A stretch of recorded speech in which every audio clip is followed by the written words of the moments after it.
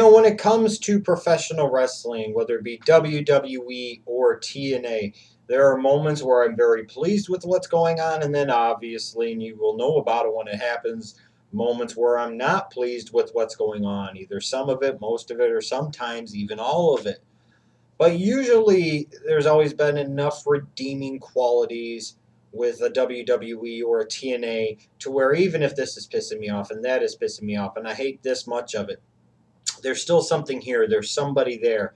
There's enough to keep me going and keep me interested to wade through some of the crap sometimes. That's frankly what keeps me going sometimes as a fan of the WWE, and that's something that's frankly kept me going as a viewer and fan of TNA over the past couple of years. Now, my relationship with TNA as a wrestling fan has always kind of been hot and cold. It's always kind of been hit or miss. That's a company that I started off at the very beginning, believe it or not, back in 2002, buying and ordering the weekly pay-per-views.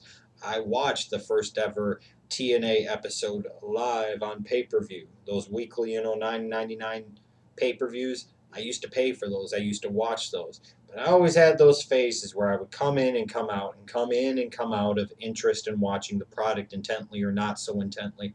But there were always at least those redeeming qualities to a TNA to where I could sit there and say, yeah, Jeff Jarrett is fucking garbage, and I hate that they always try to pound him down your throat as the biggest deal in wrestling history for TNA. But at least they had the X Division. They had guys like AJ Styles. They had the Kurt Angles. They had the Samoa Joes. They had this guy. They had that guy. They had Team Canada. They had a lot of different things that would at least cause me to tune into some of it or tune into most of it and put up with a lot of the garbage. Even during the Hogan and Bischoff era, that still held true. Even with a lot of the crap and garbage that was being done and shown on television, there were still enough redeeming qualities somewhere, whether it be with storylines and feuds or with certain titles and maybe how they were being featured, certain performers and how they were being featured and presented, or even the presentation of the TNA product. That was something that was very refreshing. It had a very realistic feel to it for a period of time.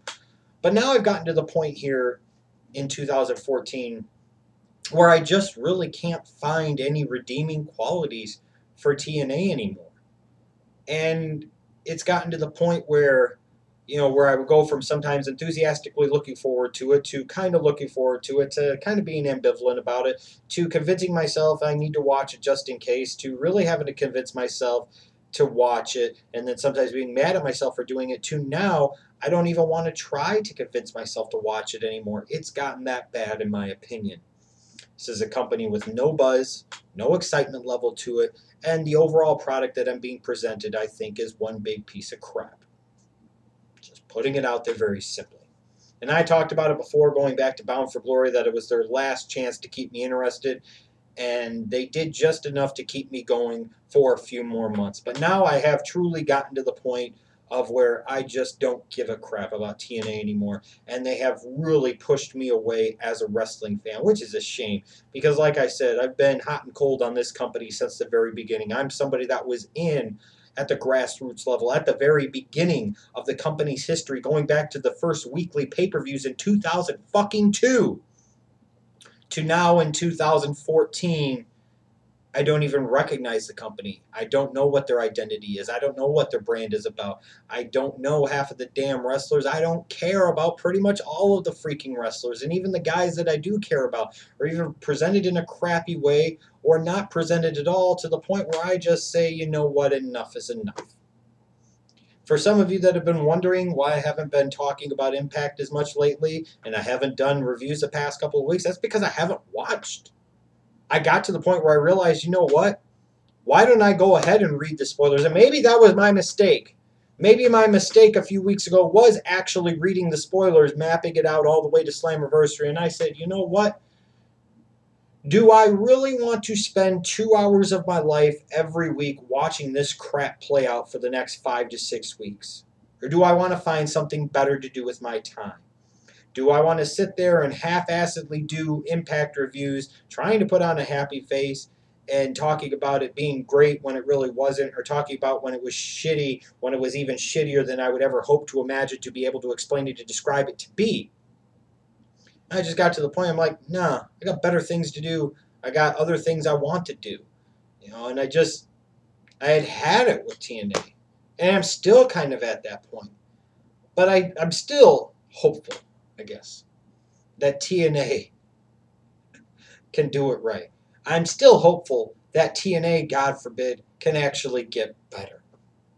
So I am giving TNA one last final chance to not even have to knock my socks off, but kind of similar to Bound for Glory. Give me something.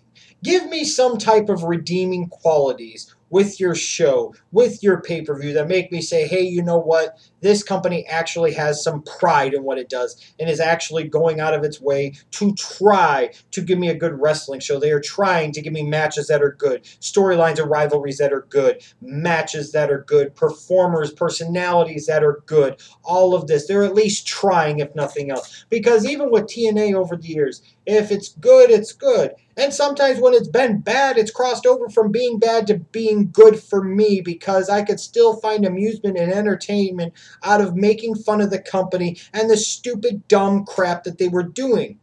I don't even get that enjoyment out of it anymore. That's bad. When a cynical, smart-ass fuck like me can't even take bad and try to make it fun for myself, you know it's gotten really, truly bad.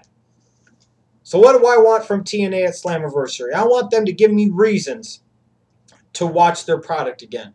I want them to give me reasons to say, hey, this is not an embarrassment of a company. This is not a joke of a wrestling company. This is not a wrestling company that's going to go out of business before the end of the year.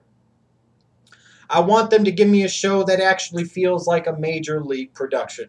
I want them to give me a show that actually I could sit there and somewhat justify paying the pay-per-view price to watch it. No, not streaming it. I'm going to give them one last chance for me to actually fork over pay-per-view dollars to try and earn my continuous business. But this is it. And this is truly it. And I'm not just expecting it to be like a Bound for Glory where they just did enough. They really need to go over the top. At the end of the day, if they gave me kind of an okay show and they gave me a new world champion, I probably would be okay with that. Because at the end of the day, by God, all this dumb shit that TNA has done in recent months, I think has stemmed around their complete desire to totally rip off and copy and imitate, very poorly, by the way, everything that the WWE does. And I think when I got to the point where I said, you know what, this is just enough, was the whole shit with Eric Young and then the MVP fucking heel turn. But now that I think about it even more, I can at least say if an MVP wins the TNA World Heavyweight Championship, at least it's not Eric Young. If an MVP wins a TNA World Heavyweight Championship, at least I could say a black man is a world champion in a major wrestling company. I could also maybe get behind a black power faction, so to speak, of an MVP, a Bobby Lashley, and a Kenny King. But if they can give me some other stuff, give me something good with Robbie Roode, give me something good with Austin Aries, give me something good one or two other places, maybe that'll be just enough. And maybe that'll do enough to re-energize me as a wrestling fan and re-energize me, most importantly of all, as a TNA Impact Wrestling fan. It's TNA's last chance with me. It's their last chance for romance. It's time for me to either shit or get off the pot with this product. Am I watching it before Slammiversary? No. And that's probably for my benefit, frankly. I really hope that TNA delivers a good show with Slammiversary 2014 next month. I'm not holding my breath. I really hate to stop watching TNA entirely, but it has gotten that bad, and it has gotten to that point, at least with me. So, there it is. One last chance for romance with TNA, brother.